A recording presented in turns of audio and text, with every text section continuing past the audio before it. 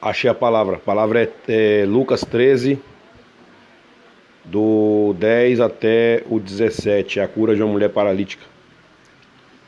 E ensinava no sábado, numa das sinagogas.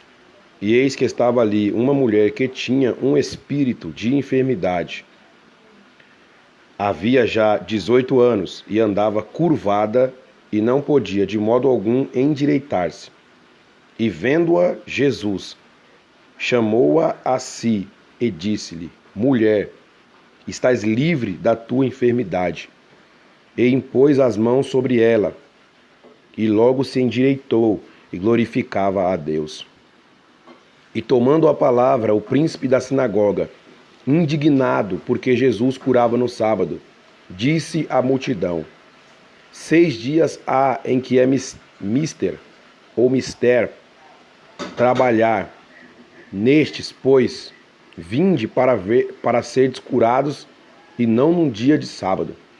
Respondeu-lhe, porém, o Senhor e disse: Hipócrita, no sábado não desprende da manjedoura cada um de vós o seu boi ou o jumento, e não o leva a beber água?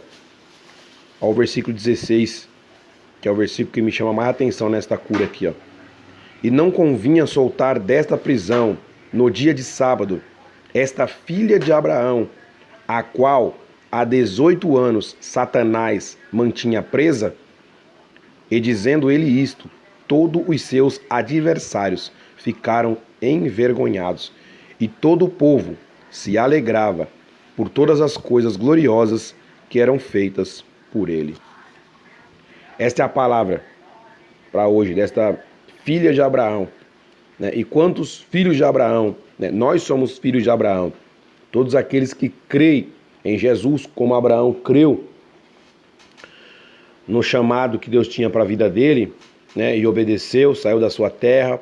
Quando foi solicitado o sacrifício ao seu filho, ele ofereceu.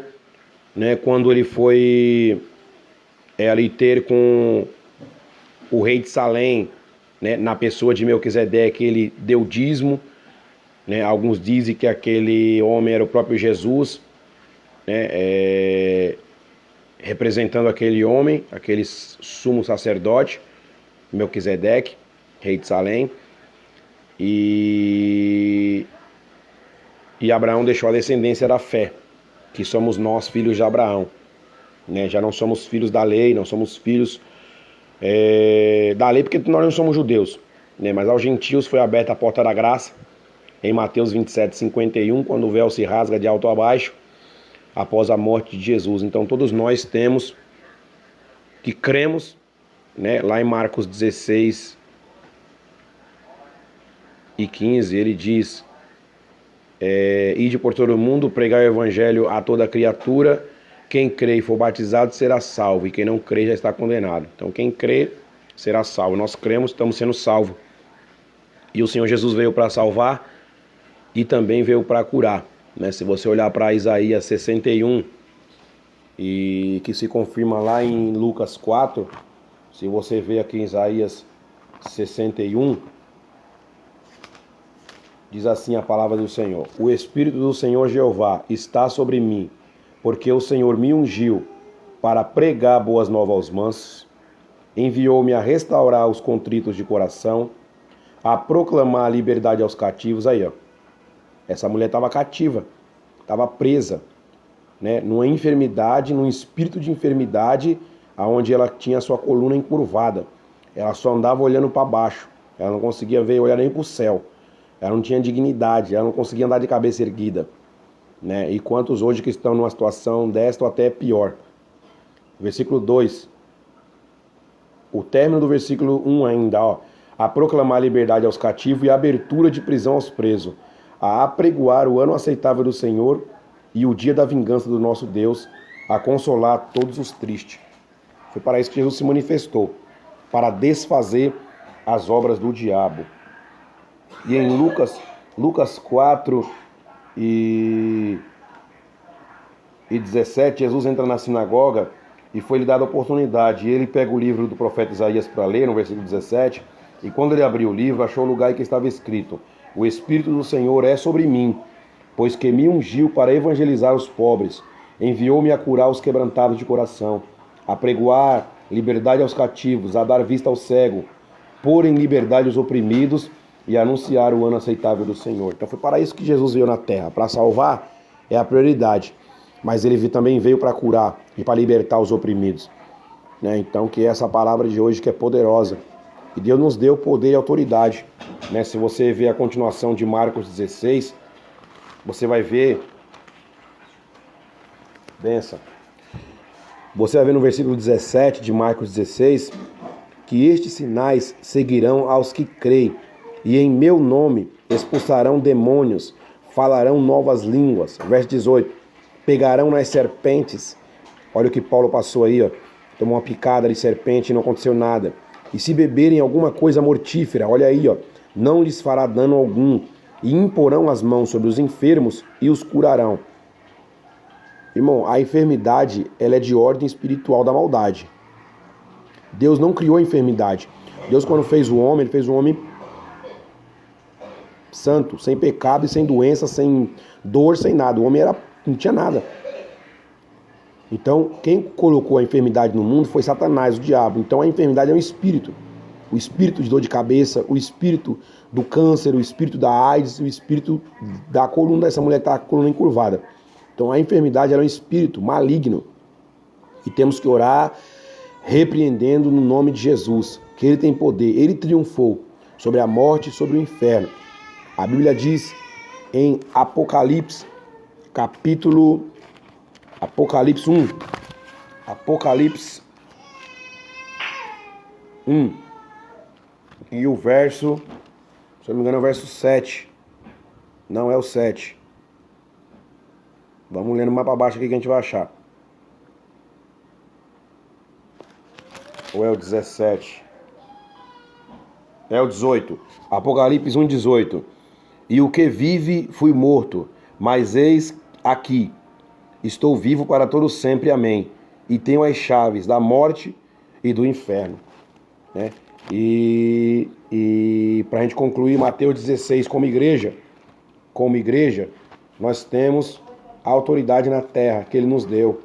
Mas quando eu estava ministrando ontem no Parque Fernanda, Deus me deu a graça nesta palavra de Mateus 16, na confissão de Pedro, no versículo 18, diz assim: pois também eu te digo que tu és Pedro, e sobre esta pedra edificarei a minha igreja, sobre ele, e as portas do inferno não prevalecerão contra ela.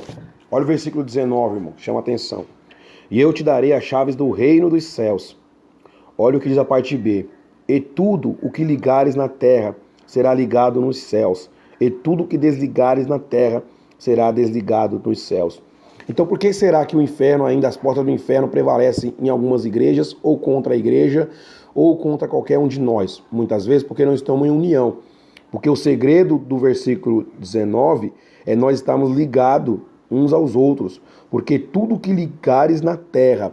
Então, se na terra estiver desligado, se na terra estiver em contenda, se na terra estiver em desunião, em facção, divisão, competição, rivalidade, Deus não opera.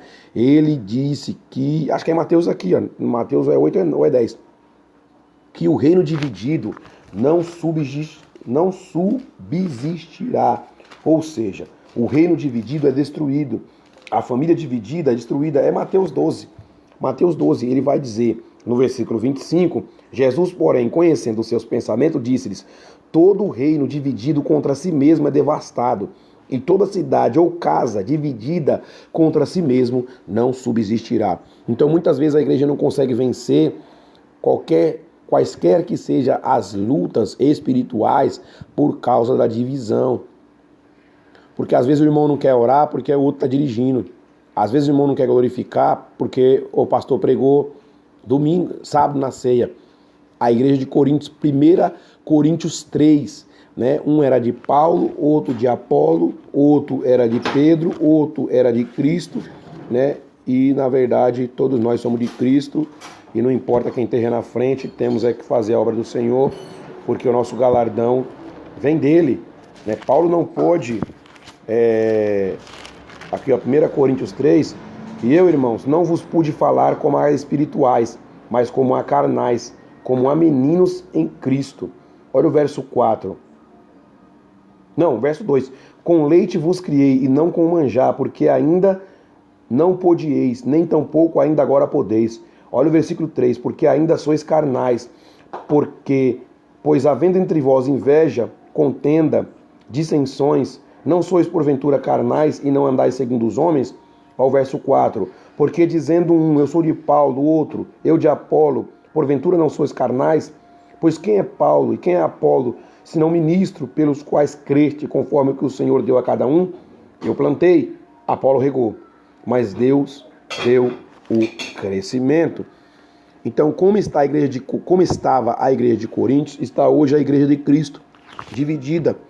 Um é do pastor tal, o outro é do presbítero tal, o outro é do evangelista tal, o outro é do missionário tal, o outro é do bispo, do reverendo, do apóstolo. Temos que ser de Cristo, meus amados irmãos. A igreja só vai ter êxito, a igreja só vai ter vitória, é unida. Olha para Pedro quando estava preso. A igreja orava. Toda a igreja orava para quê? Para Pedro ser solto. Ali não tinha nenhum propósito particular, nenhuma oração com interesse próprio, individual, não. A oração era única. Olha para a igreja de Atos 2. Atos 2, perdão. E verso 42. A igreja perseverava. O quê? Dividida, contendendo, cada um buscando o seu interesse. Veja que no capítulo 5, quando Ananias e Safira vai trazer o lucro das suas propriedades e mente, né, com interesse próprio, Deus mata os dois. Isso é na graça, desobediência, egoísmo, avareza. Só pensou neles. Mas em Atos 2 e 42, diz que perseveravam na doutrina dos apóstolos e na comunhão e no partir do pão e nas orações. Em cada alma havia temor e muitas maravilhas e sinais se faziam pelos apóstolos. Todos os que criam estavam juntos. Olha aí, ó, versículo 44. Todos os que criam estavam juntos e tinham tudo em comum. Vendiam as suas propriedades e fazendas e repartiam com todos, segundo cada um tinha necessidade. Olha o 46, irmão. E perseverando unânimes, todos os dias no templo, e partindo o pão em casa, comiam juntos com alegria e singeleza de coração. Eles estavam juntos no templo, irmão. Não era só na festividade que eles iam. Não era só na Santa Ceia que eles iam.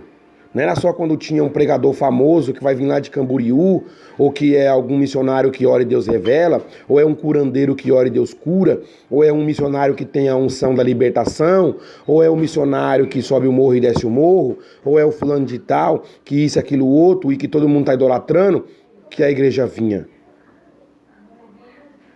A igreja estava unânime, todos os cultos eles estavam. Era oração na segunda-feira, eles estavam. Por isso que Deus nos opera, irmão. Por isso que Deus não opera hoje nas igrejas, por isso que nós não vimos mais o paralítico levantar, por isso que nós não vimos mais o morto ressuscitar, por isso que nós não vemos mais criança ser batizada com o Espírito Santo, porque o povo é interesseiro. Os cantores das igrejas só querem se amostrar e se aparecer. Mostrar sua roupa, sua voz, os músicos querem mostrar suas partituras. A igreja antigamente, irmão, não tinha nem teto, não tinha nem som. Não tinha nem sonoplasta. Os pregadores sobem e quer retorno. Coitado, irmão, do sonoplasta. Eu tenho dó, irmão, dos sonoplastas que sofrem nas igrejas. É quem mais sofre, é o porteiro e o sonoplasta. Porque todo mundo vai em cima deles. O cantor traz seu CD arranhado, é culpa do sonoplasta. Traz o pendrive com louvor errado, é culpa do sonoplasta. Pega no microfone e pega na cabeça do microfone e fica em cima da caixa dando microfonia, a culpa é do sonoplasta. Aprenda, gente, pregadores. Pegue no microfone pelo cabo. Não cuspa no microfone. Ele tem uma distância que capta o som. Vocês querem comer o microfone, querem pregar comendo o microfone. Vai cantar, pelo amor de Deus, cantores. Pelo amor de Deus. Ensaia antes. Pelo amor de Deus. Ensaia antes seus louvores. Teste o CD em casa, ver se ele vai funcionar.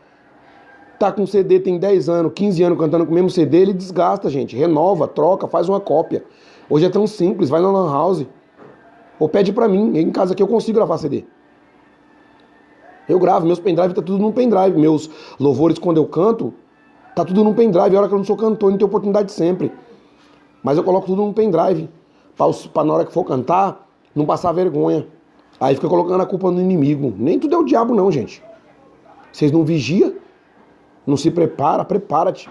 Faça como aquelas 5 virgens prudentes de Mateus 25, que preparou as suas lâmpadas para se encontrar com o noivo. E quando o noivo chegou, elas estavam preparadas. Mas os cristãos hoje não estão preparados nem para ir para o culto. Tem oportunidade, falando que não estava pronto, fui pego de surpresa. Para de hipocrisia. Para de relaxo, desleixo. A Bíblia diz em Jeremias 48:10, maldito é aquele que faz a obra do Senhor relaxadamente. Você que é cantor e canta todo dia e vai ter oportunidade, toma vergonha na cara. Palavra é dura. Essa é a palavra mesmo, eu não vou medir palavras não. É com respeito, é com temor e ousadia.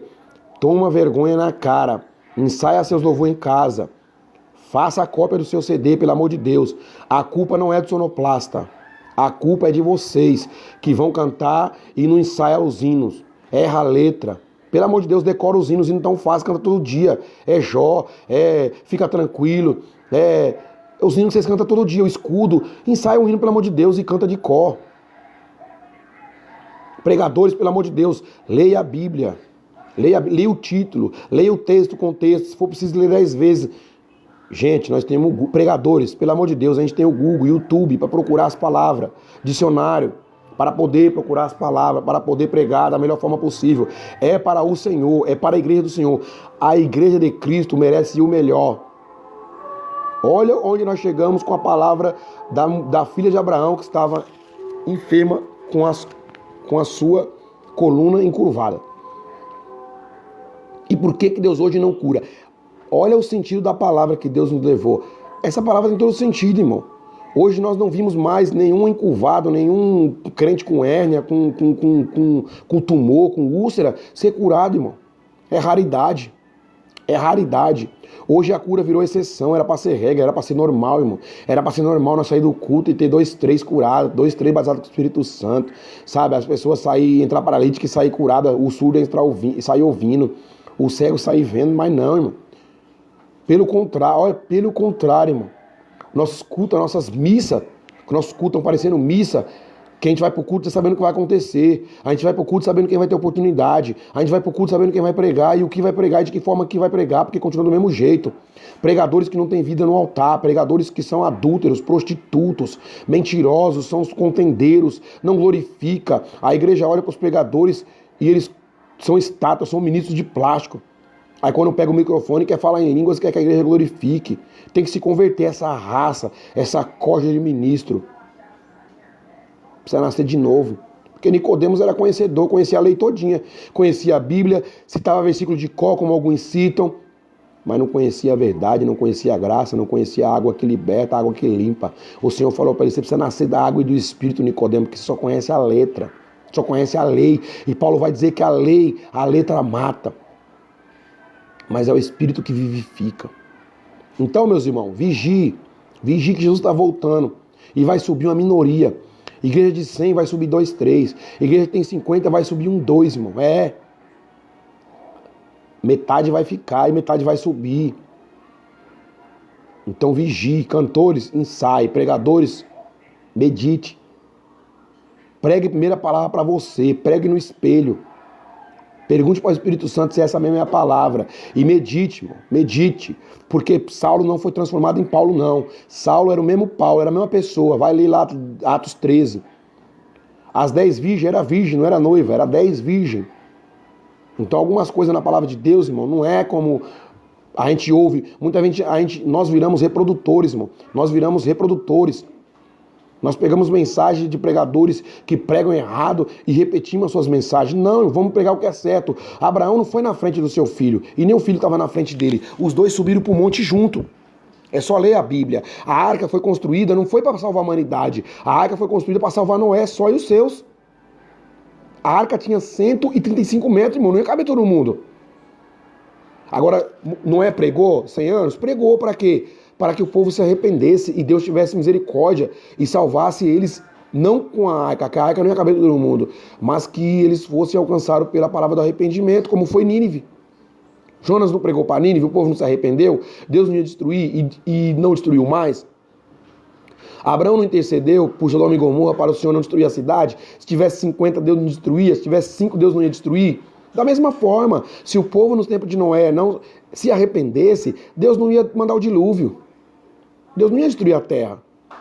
Mas a corrupção foi grande, o povo não ouviu a pregação de Noé e ele continuou construindo a arca até o final. Então a palavra hoje é essa, Lucas 13. Lucas 13, do 10 ao 17. A cura de uma mulher paralítica. Que Deus venha abençoar cada um de vocês que ouvir esse áudio. Essa palavra é com amor. Toda palavra que eu ministro, irmão, é com amor. É com amor pelas almas, sabe? E o meu desejo é que nós venhamos se converter a cada dia, irmão. Que nós venhamos realmente buscar o dom do Espírito Santo. Que o Espírito Santo venha falar com cada um, sabe? Nos mudar mesmo, transformar a nossa vida, a nossa mente. Mudar a nossa vida, virar a chave da nossa mente. Para que nós venhamos ser dignos de entrar no céu pelas portas, irmão. Que Deus venha abençoar cada um de vocês. Eu amo cada um de vocês em Cristo Jesus. Fica na paz.